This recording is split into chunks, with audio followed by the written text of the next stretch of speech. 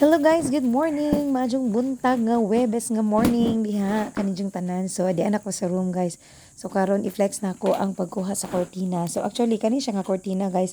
Taod-taod jud ni nako no. So aho ni siyang nabutang dire sa room. Na plaster nako ni adtong after sa brigada eskwela. So opening sa klase last school year. So medyo taod-taod na ni siya. Nya persa ng abuga. Nya lain na siyang color tungod sa grabing kaabog.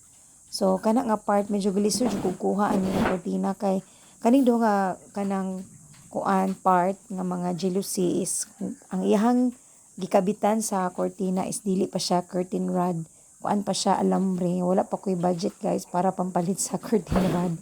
So mao nang kaning duha ka bintana diha medyo galisod ko ani kay ang alambre magud ani is medyo nanay taay unya galukot-lukot siya ahong nalukot mo nang medyo murag nalisod ko dihang dapita ug karon nahuman ako muuli na ko I miss my room so see you pohon sa November 3 Monday.